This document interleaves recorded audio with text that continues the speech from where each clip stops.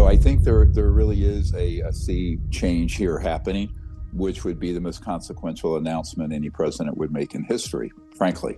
But I think that it's a lot to be determined, and we're certainly going to cooperate with getting everything from our intelligence network to Mr. Hegseth, because other secretaries of defense who've been ordered to do this have come up and hit dry holes because of the criminal nature of the secrecy around UAPs. They're real, but I haven't seen them, and they're not being kept in what is it? Area 51. Area 51.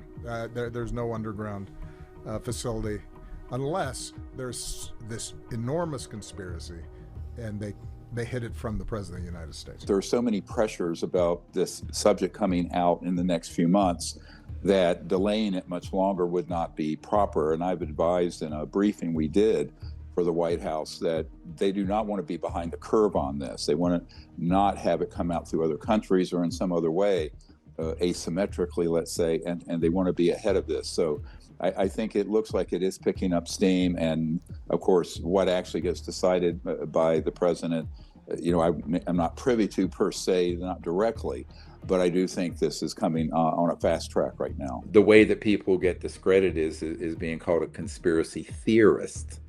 And of course, I always point out that's different from actually someone who's uncovered a criminal conspiracy, which is what we're doing. So there is a criminal conspiracy. It is not a theory. It's proven. It's being taken very seriously by law enforcement now.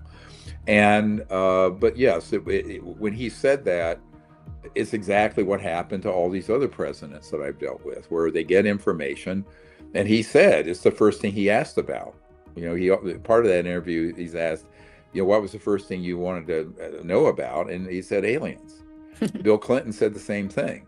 Yep. I mean, any thinking, I don't think W did, but I mean, if it's someone who's reasonably smart and with it, this is the first thing any president wants to know about, and that is true. But they're not going to get any answers unless they are ones that are being manipulated, like Ronald Reagan got some partial answers to manipulate him into putting billions of dollars into SDI Star Wars, right. Which was actually it was technically against the Soviet Union at that time, but in reality it was a black budget money redeployed to target ET craft with technologies in space, on NRO satellites and things of this sort, but certainly not the brilliant pebbles. If you Google that and what SDI was, Strategic Defense Initiative, it was really that boondoggle was some money went to that R&D. Most of it went out the back door to operations that were ongoing, targeting and downing extraterrestrial vehicles.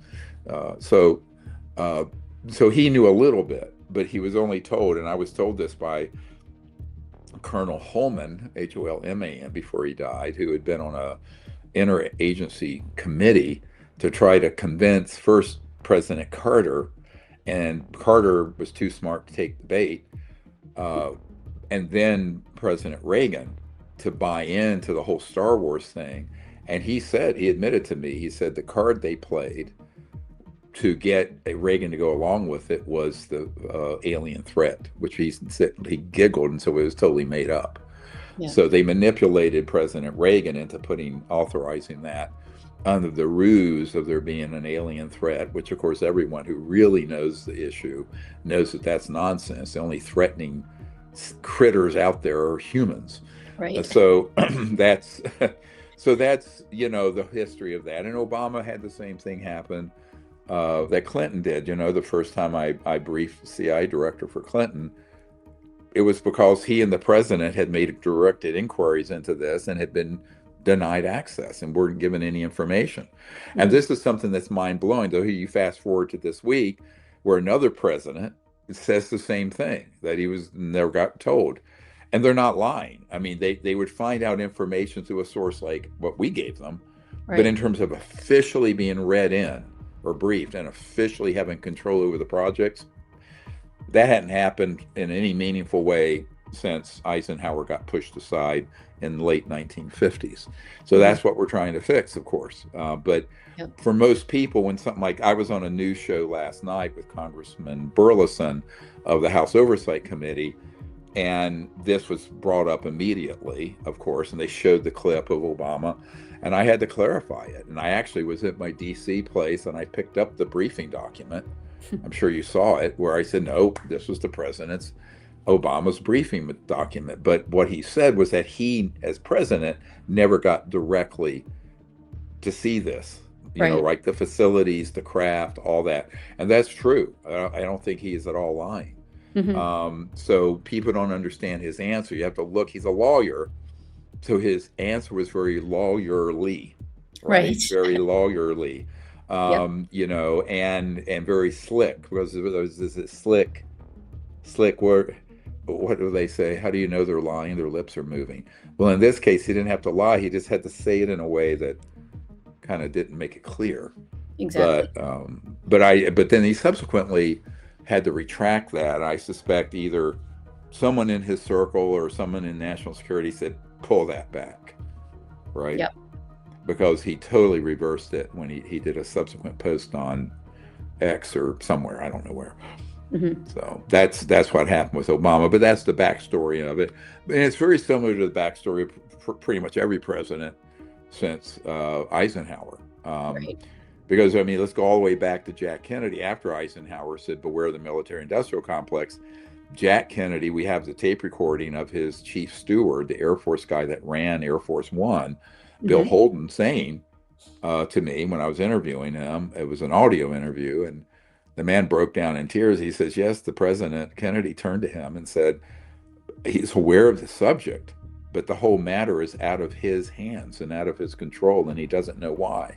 Right. And that was when they were flying over to give the I am a Berliner speech, when Kennedy went over there to, sort of tear down the Iron Curtain and the Berlin Wall. And then, of course, subsequently, he pressed on the issue and was going to dissolve a large part of the CIA.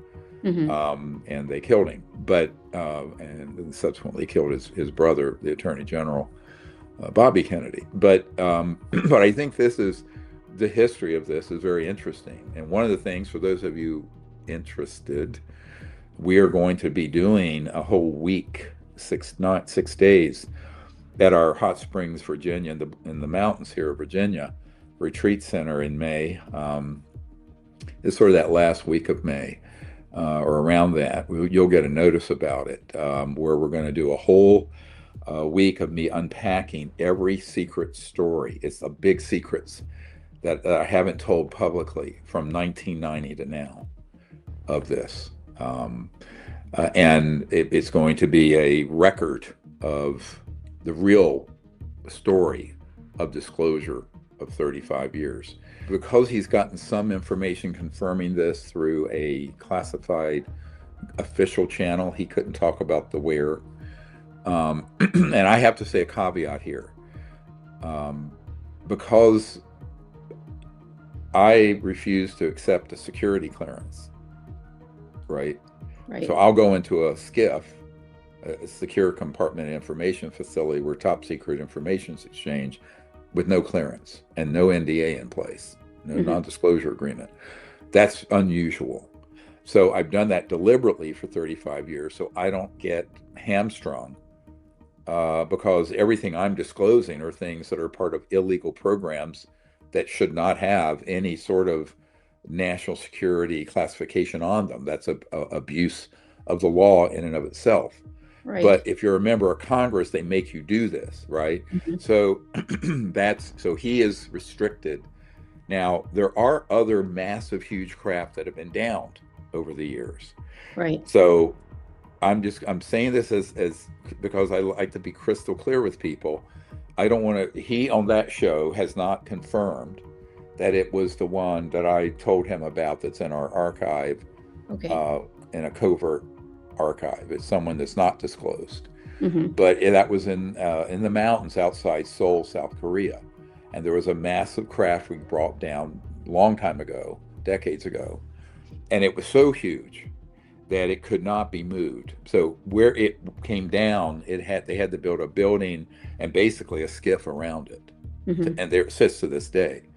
So the implication from the whistleblower was someone who worked for about 8 years with baseline clearance across 18 unacknowledged special access projects dealing with this.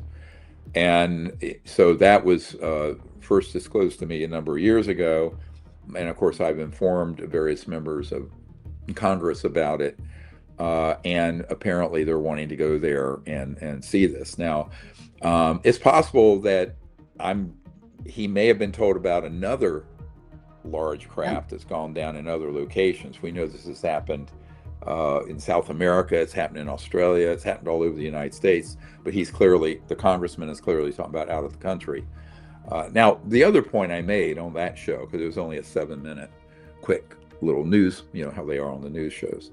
I also pointed out that there are facilities here in the United States that would be easier to get into because it doesn't involve another foreign government or country, such as the craft that came down, that we downed near Fort Sill, Oklahoma, and where that came down, they built a skiff for it right there, in that part of Oklahoma, and that's where it sits to this day, underground in a specialized skiff and research facility. So, these exist around the United States. And Congressman Burleson did admit that he learned that out not far from D.C., maybe 45 minutes away, there's a facility where there are craft there also, which is true.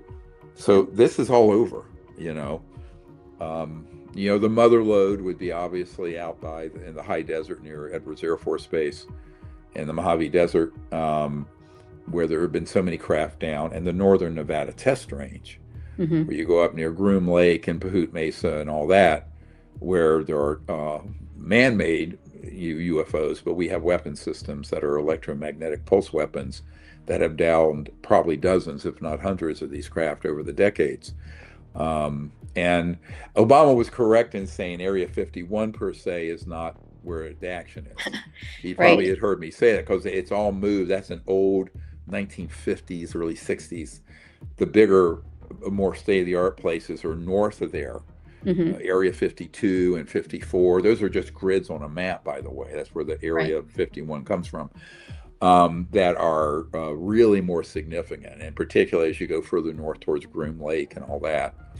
And we have a Green Beret witness who was there some years ago on a live fire exercise and saw the man-made triangles and spheres coming from that, appearing just suddenly, and then going back to their home base, going north towards Groom Lake. And that's, of course, you have Raytheon and Northrop and Lockheed operations out there, and EG&G. So, there's lower hanging fruit than having to schlep to South Korea and getting the South Korean government involved. But for whatever reason, they're pursuing that one right now. And that's fine. I mean, because that member of Congress and some others have been given enough information by us, and are also working with some of our former military investigators that we have working to be getting more and more detailed information.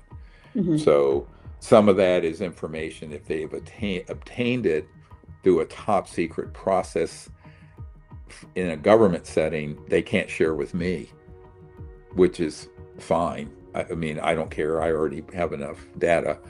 My goal is to give them enough information that they can then pursue it further and then get this problem resolved, whether it's through law enforcement or executive orders from the president or Congress or whatever. So that's kind of what's going on with that. But that story, it didn't leak out. The congressman was on another podcast and mentioned this, and then, of course, had people ask me about it because they've heard me talk about this in the past, of there being this massive craft that came down. We downed outside, and it's in the mountains outside Seoul, South Korea. Yeah. So that's that story. Now, that same whistleblower has identified other facilities here in the States that are key operation facilities and where there are craft, and one in particular that he was in personally. So we have that data. Now, this is why one of the executive orders, and what I've recommended to SWAT level or strike force level people in law enforcement in the United States, is that those facilities should be brought under control and those assets retrieved, because right now they're operating as its own government above the government. Yeah. And so we certainly have enough of that information for them to roll, but it's going to take an authorization from the top.